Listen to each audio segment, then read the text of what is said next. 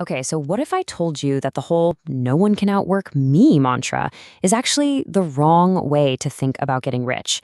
Today, we're going to break down Alex Hormozy's pretty radical take on how real massive wealth is actually built. Let's get right into it. And we're going to start with this absolutely staggering claim. I mean, come on, that's a bold statement. But it kind of sets the stage, right? It's why his perspective is worth listening to. It makes you lean in and think, okay, what does this guy know that I don't? So here's our game plan. First, we're going to tear down a huge myth about hard work. Then we'll get into the real formula he uses. After that, we'll talk about the number one thing that kills your progress. And finally, we'll uncover the actual path to those huge results. Right, so we've all been told that hard work is the key, the secret sauce. But what if it's a total lie? Or maybe not a lie, but a massive misunderstanding of what work even means. So let's just stop for a second and really think about that. When you tell yourself you're working hard, what are you actually measuring? Is it the hours you're putting in? Is it how tired you feel at the end of the day? These are the usual suspects, aren't they? Time, effort, trying hard. But Hormozy argues these are all fundamentally flawed. I mean, if you define work by time, you've got a built-in ceiling, right? There are only 24 hours in a day. And effort, that's so subjective, and it doesn't actually guarantee you get anything done. So if our old definitions are basically broken, what's the right one? Well, this is where Hormozy's big idea comes into play. And honestly, it's a total game changer. And here it is. So simple, but so powerful. Work isn't your input, it's your output. And your output comes down to two things. Volume, that's how many times you do something, times leverage, which is how much you get each time you do it. Volume is the easy part to understand. It's just raw activity. It's the number of calls, the number of emails, the number of videos you make. It's the reps you put in, plain and simple. But leverage, oh man, leverage is where the magic happens. It's the thing that multiplies your effort. It could be a better skill, a smarter system, a great team. And here's the most important part. Unlike time, leverage has no cap. It's infinite. You can always get a longer lever.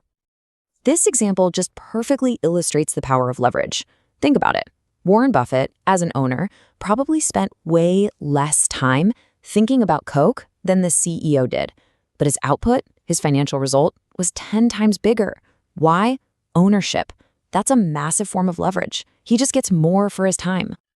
And that one idea just flips the whole script. The goal isn't just to grind harder.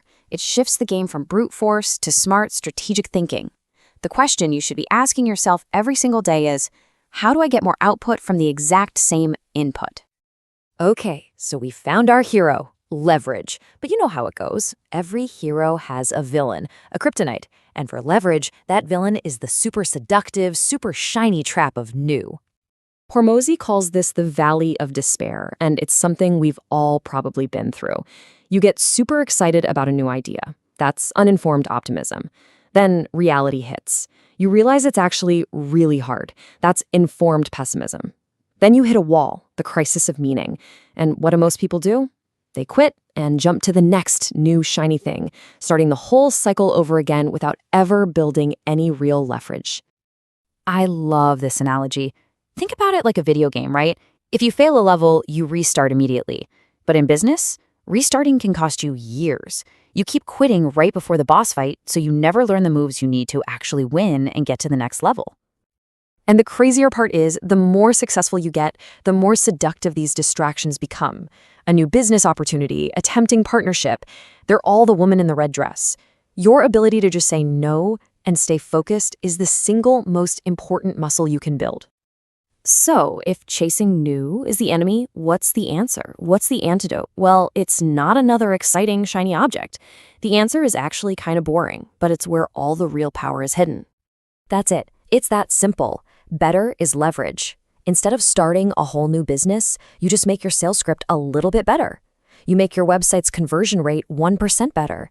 You improve your current offer. This is how you build insane leverage without adding complexity or resetting the clock back to zero. Hormozy, ironically, lays out the perfect recipe for staying broke. And what's kind of scary is how many of us, without even realizing it, are following this playbook. We're juggling too many things, quitting when it gets tough, and just spinning our wheels. But now, look at the flip side, the path to getting rich. The contrast couldn't be clearer, right? It's all about focus. Deep, relentless, long-term focus on mastering one thing instead of being a novice at 10 things. And I mean, look no further than his own story for the proof. When he was trying to do 9 things at once, he was completely broke.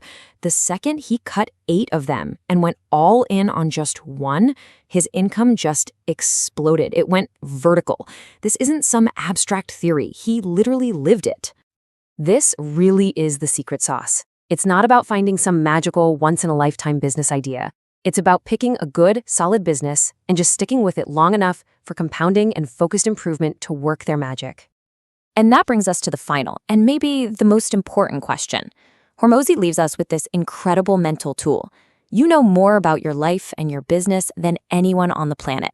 So if you took a step back and coached yourself honestly, with 0 excuses, what would you tell yourself to do right now? You probably already know the answer. The real question is, are you going to listen?